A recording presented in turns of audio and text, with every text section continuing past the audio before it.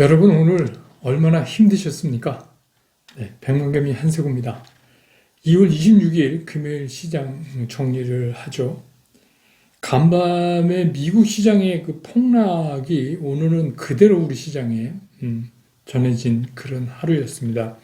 역시 그 이유는 채권금리 상승이죠.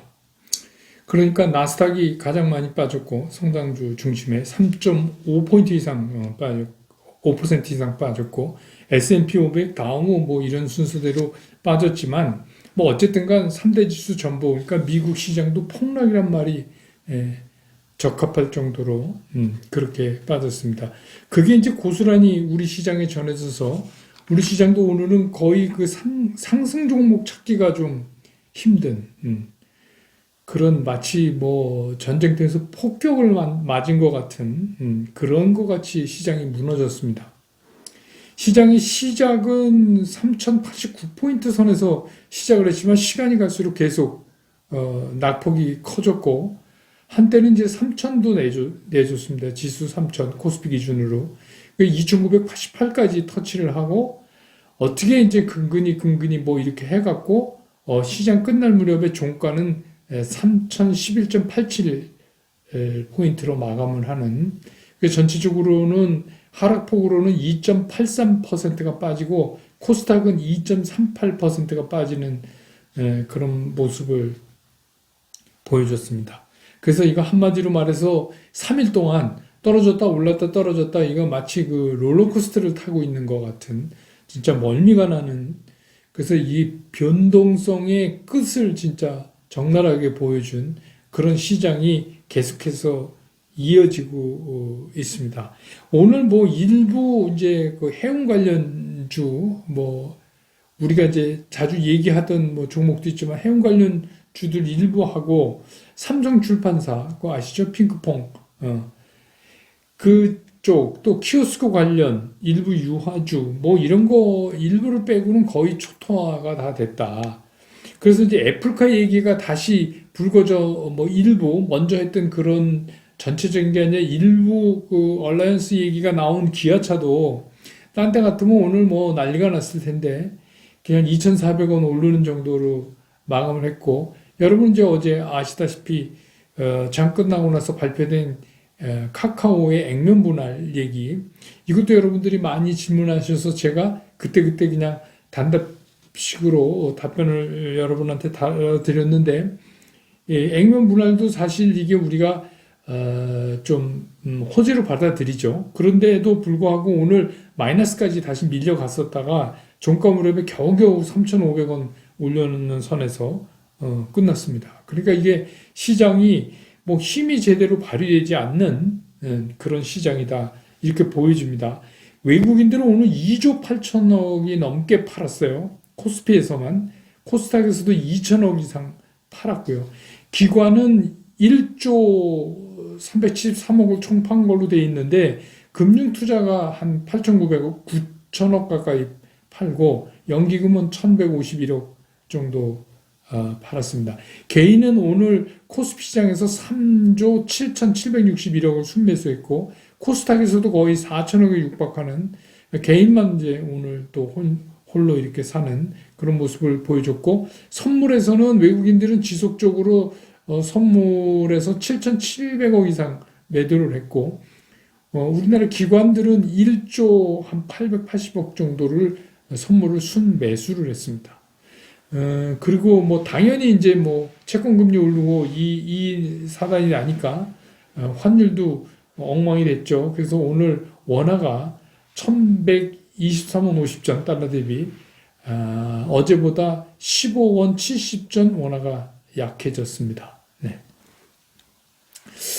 오늘 참 그 2월 26일 금요일이면서 또 여러 가지 우리나라에선 처음으로 코로나 백신이 접종된 날이기도 하고 뭐 그런데 뭐 이렇게 이제 시장이 끝났습니다.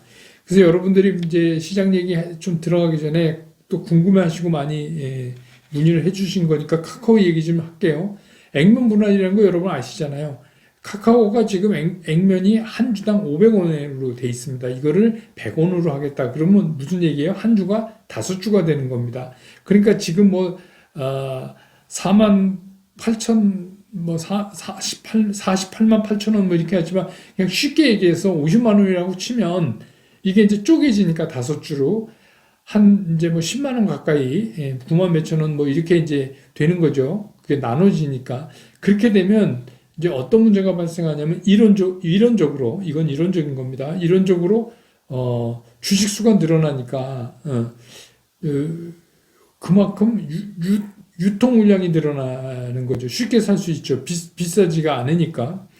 그 다음에 이제 두 번째는 이게 뭐 그 자본금이 늘거나 그러는 건 아니지만 이제 상대적으로 싸 보이는 거죠. 우리가 그 리디노미네이션이라고 하나요? 그 화폐 개혁을 한다고 그러면 그걸 한번 생각해 보시면 돼요. 지금 이제 우리가 만약에 하나 화폐 개혁을 해서 30억짜리 아파트가 3천만 원이다.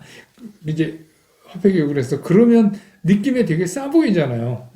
그런 이제 착시 효과도 좀 있어요. 그래서 뭐 삼성전자 같은 경우는 2018년도에 액면 분할을 하고 나서 좀 오르다가 조금 침체기를 갔다가 하고 네이버도 그렇고 근데 네이버 삼성전자 다 좀 긴 호흡으로 보면 한 6개월 이상 이렇게 길게 놓고 보면 전체적으로 주가에는 호재다 이렇게 볼 수 있어요. 또 마침 이렇게 하는데 오늘 카카오가 그거 한 날 이렇게 돼서 카카오는 뭐 3월 29일 날 주총에서 결의를 해야 되는데 이건 뭐 결의가 아마 당연히 되겠죠. 그러면 4월 15일 날 상장되고 상장되기 직전에 12일서부터 14일까지 매매 거래 정지가 되고 4월 15일부터 새로운 액면 100원짜리 주식으로 이렇게 돼요. 그럼 이거를 계좌에 갖고 계신 분들은 그냥 가만히 계시면 됩니다. 가만히 계시면 그때 주식 수가 늘어나고 주가는 줄고 이렇게 됩니다. 그러니까 아무것도 안 하셔도 돼요. 갖고 계신 분들은. 자, 그러면 지금 이 시장이 뭐 최근에 들어와서 제가 계속 말씀드리고 있는 거지만 그럼 뭐가 이 시장을 이 지경으로 만들어 버렸냐?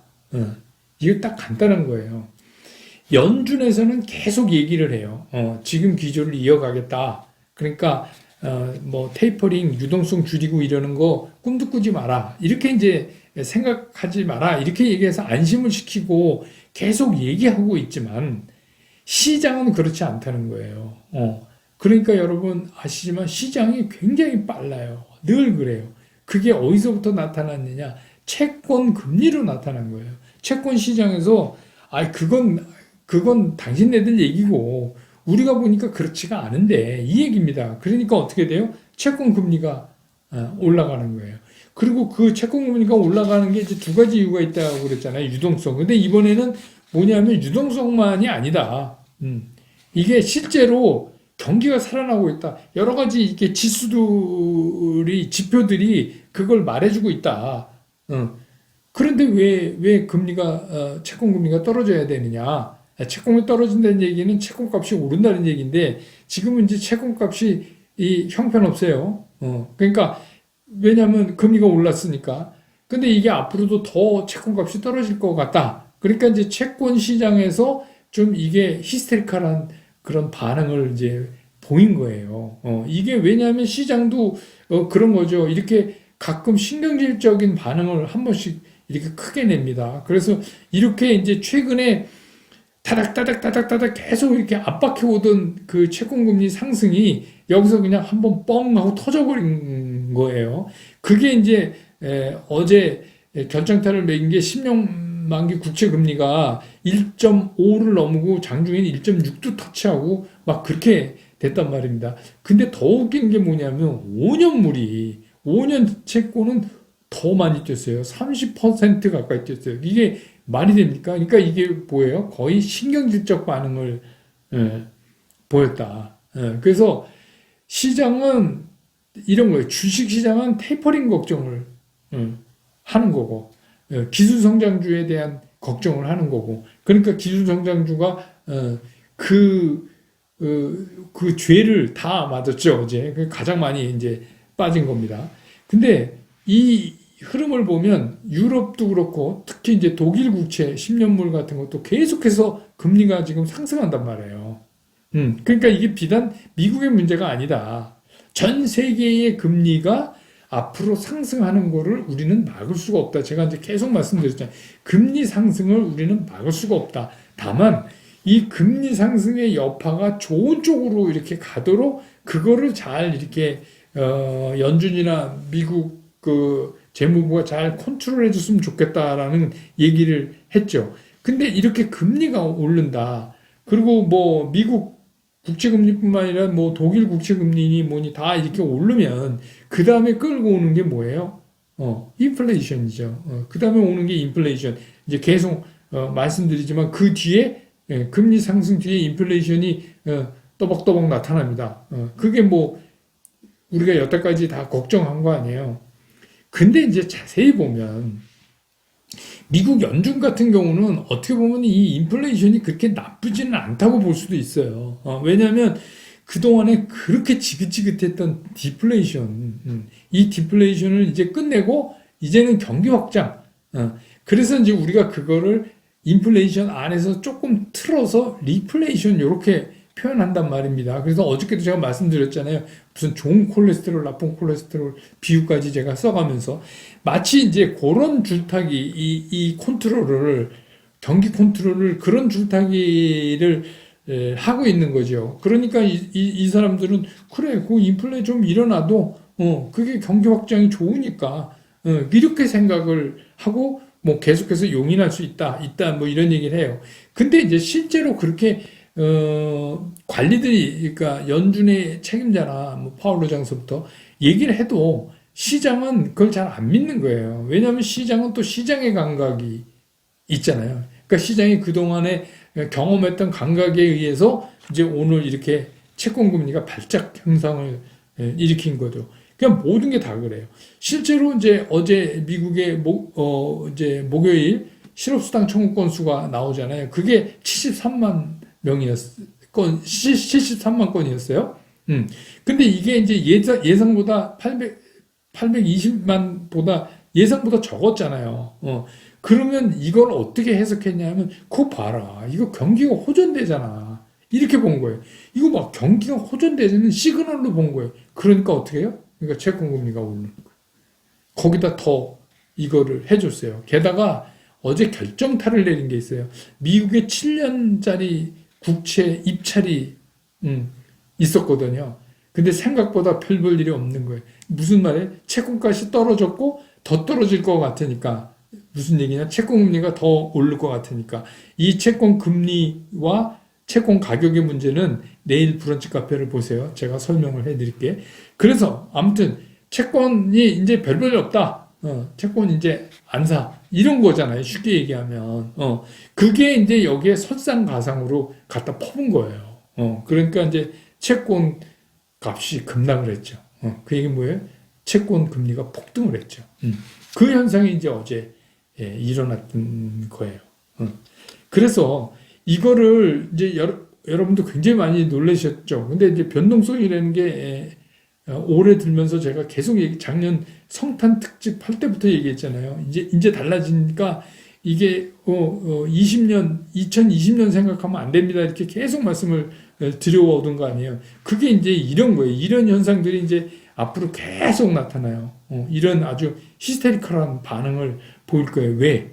지금 불안정하거든요. 왜? 돈을 풀어놨고 경기는 꿈틀거리고 이게 되게 불안정한, 얼루 튈지를 모르는 이런 거예요. 그러니까 연준이 뭐 금리 손 안 된다 그러다가 자기네들이 딱 보기에 뭐 그거 뭐 손 안 된다 그랬다가 금리 손 대면 뭐 감옥수 가는 것도 아닌데, 그러니까 그게 그 어떤 한계점을 넘으면 뭐 연준도 손댈 수도 있는 거죠. 그러니까 시장은 자꾸 그렇게 읽고 있는 거예요. 그러니까 어떻게 해요? 유동성은 부글부글 끓지. 그리고 금리는 자꾸 올라오지. 예.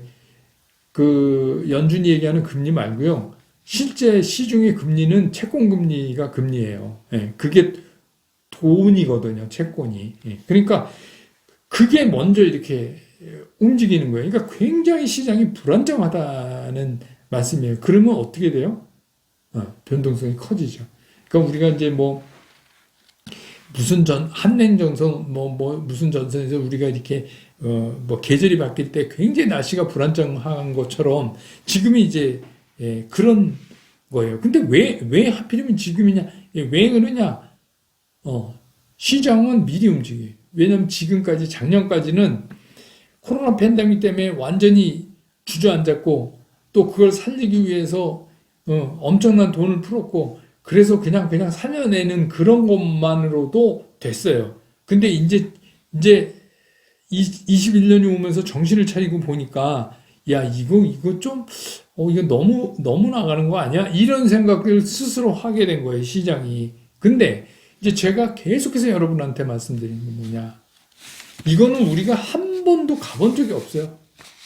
제가 자주 말씀드리는데, 이게 우리가 한 번도 경험하지 못한 시장을 이제부터 가야 돼요. 그래서 제가 말씀드렸죠. 이 시장을 설명할 때 자꾸 과거 얘기를 하면 안 된다. 이게 제가 몇 차례 말씀을 드렸잖아요. 지금은 달라요. 과거하고. 그냥 다른 게 아니라 사뭇 달라요. 왜? 첫 번째, 인류 역사상, 뭐, 이게, 인간이, 지구에서 인간이 네안데르탈인 어쩌고 해서, 하여튼 인류가 여기 탄생된 이후로 이렇게 큰 유동성을 풀어본 적이 없다는 얘기예요. 이게 제가, 이게 무슨 우리가 하면 과거에 무슨 경기 침체 때 금융 위기 때 자꾸 이렇게 해갖고 과거 걸 끌고 오는데 제가 계속 말씀드리잖아요. 이번 거는 걔네들이랑 비교할 게 아니다. 이거는 우리가 한 번도 못 가본 데를 가기 때문에 과거의 틀에다가 자꾸만 지금 거를 집어넣어서 설명하려고 그러면 계속 틀릴 거다. 이건 한 번도 못 가본 거예요. 그리고 전 세계가 이렇게 동시에 엄청나게 유동성을 푼 적도 없어요. 인류 역사상 없어요. 이거 왜 그러냐? 이게 학습 효과예요. 이런 게 하면 이렇게 유동성을 확 공급해야 효과도 빨리 나고 시간도 줄이고 이렇게 생각한 거예요. 그런데 이게 왜 터졌습니까? 코로나 팬데믹 아니에요. 전염병. 근데 더 재미난 게 뭐냐? 과거에 무슨 패스트가 나오고 이런 때랑은 상대가 안 돼요. 인류가 이 전염병을 잡는 속도는 엄청나게 빨라졌어요. 그러니까 과거의 경험에서 유동성은 인류 사상 처음으로 많이 풀었고, 또 그거를 해결하는 전염병을 잡는 속도는 엄청나게 빨라졌고, 엄청나게 빨라졌잖아요, 여러분. 작년에 코로나 팬데믹이었는데 올해 안에 집단 면역이 생기고 벌써 막 이렇게 하고 우리도 이제 오늘부터 주사 맞기 시작했고 이게 과거와는 상상을 할 수가 없는 일이에요. 그리고 또 이거 계속 백신도 개발될 거 아닙니까? 지금 이제 2번 맞고 냉동에 이렇게 해야 되고 이런 거 또 딴 데서 더 기가 막히게 그 사이에 나올 수도 있고 아무튼 그래서 인류의 이 대처 능력은 우리 상상을 또 초과할 만큼 빨라졌다 이거예요. 그러면 이게 이거를 뭘 말하느냐. 좀 한자말로 전인미답.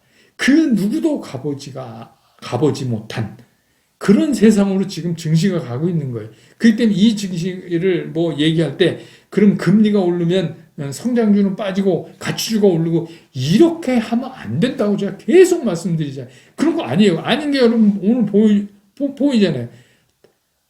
떨어지면 다 작살나. 올라가면 다 올라가.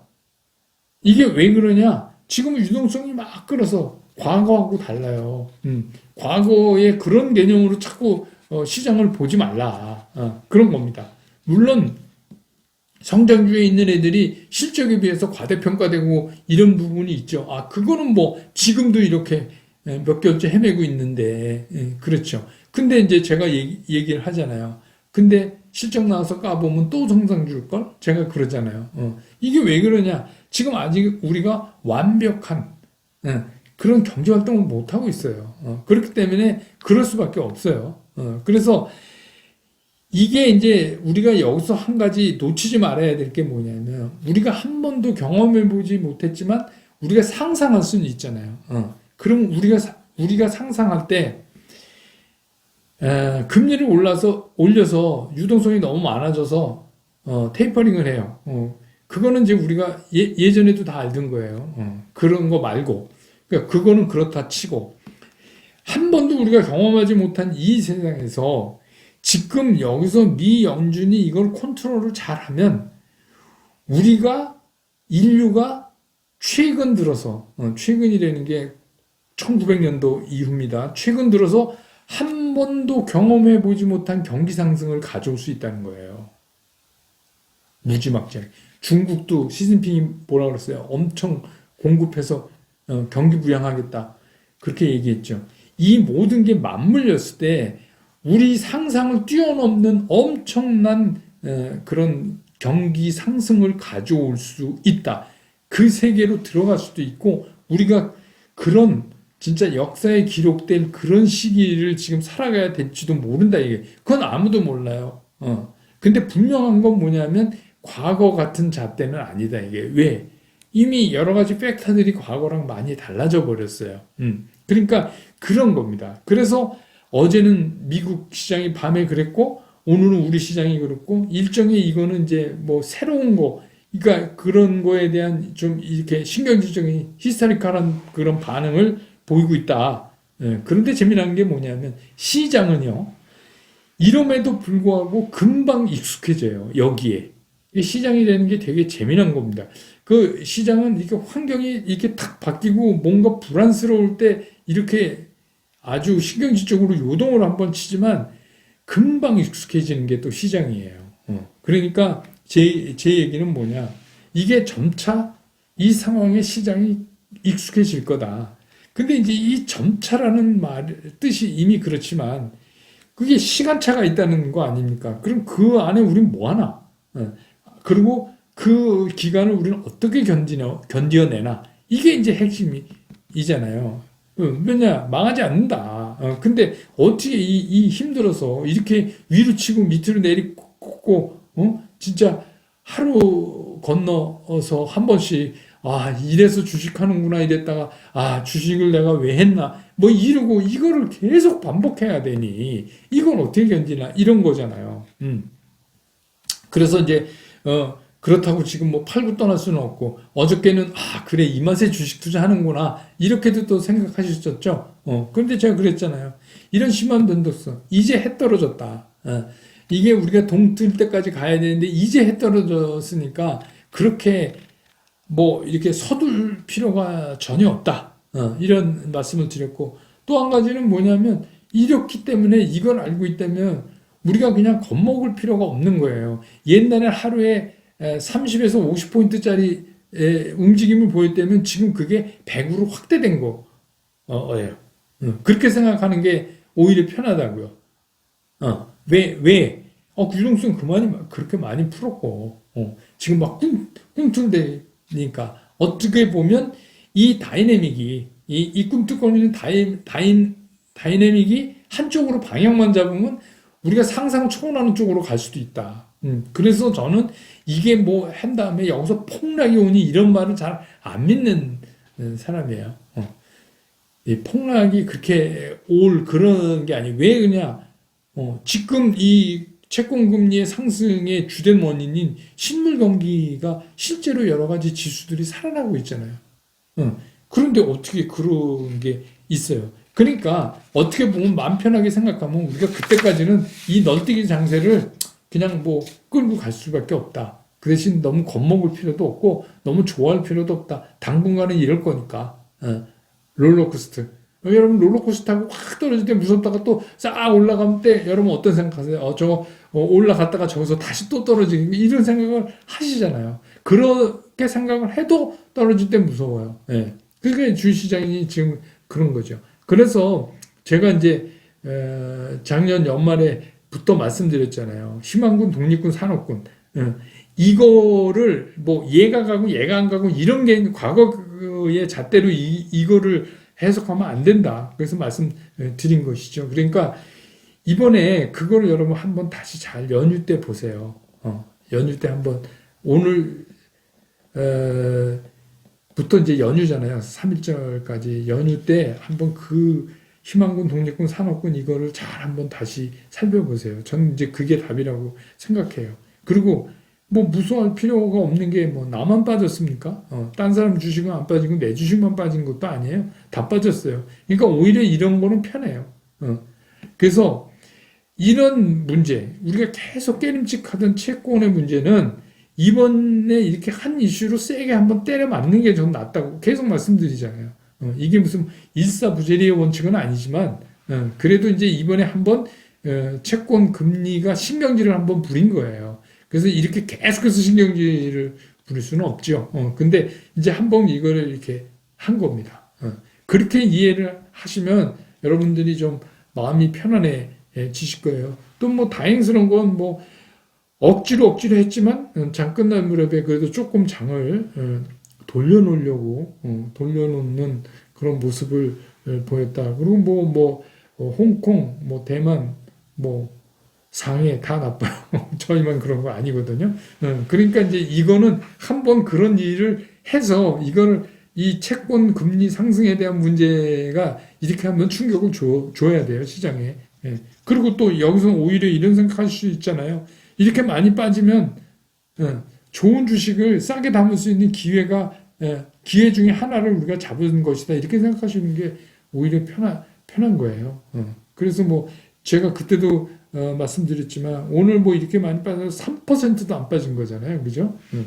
그러니까 이제 그렇게 편하게 생각을 가시고 3월 1일까지 이어지는 연휴를 좀 잘 보내시기 바랍니다. 그 연휴 동안에 그런 종목 그리고 이제 그 네이버 금융 제가 보는 법 가르쳐 드렸잖아요. 거기 들어가서 리포트도 좀 보시고 이렇게 해서 이제 이걸 좀 아셔야 돼요. 그래서 제가 오늘 이제 말씀드린 게 내일은 채권 금리와 채권 가격에 대해서 말씀드리겠습니다. 이거 우리 알아야 돼요. 난 그거 모르겠어. 난 채권 투자 안 하는데 뭐 주식 투자하는데 이렇게 생각하지 마시고 그거 굉장히 중요한 거예요. 그러니까 그거 시간 내서 보시고 만약에 3월 1일 날 뭐 증시가 쉬지만 긴급한 상황이 발생되면 제가 뭐 급히라도 영상을 만들어서 올리겠습니다. 근데 뭐 그런 일이 없었으면 좋겠는데 그렇게 하겠습니다. 그래서 오늘 뭐 고생하셨고요. 너무 그렇게 나 이제 이거 무서워서 못하겠다 이런 생각 하실 필요가 없다는 생각입니다. 이럴수록 뭐 더 그리고 뭐 또 말씀드리지만 뭐 팔지 않았는데 뭐 기분은 나쁘지만 뭐 손해난 거 아니잖아요. 그죠? 여러분들이 마지막 팔아야지 뭐가 해결되죠. 그러니까 그렇게 편하게 좀 생각하시고 연휴 동안에 그런 공부를 좀 하셨으면 좋을 것 같아요. 저는 내일 오전에 브런치 카페로 그때는 뭐 얼굴 못 뵈니까 하고 그다음에 연휴 지난 다음에 3월 2일 날 장 끝나고 다시 여러분 곁으로 돌아오겠습니다. 여러분 연휴 잘 보내시기 바랍니다. 고맙습니다.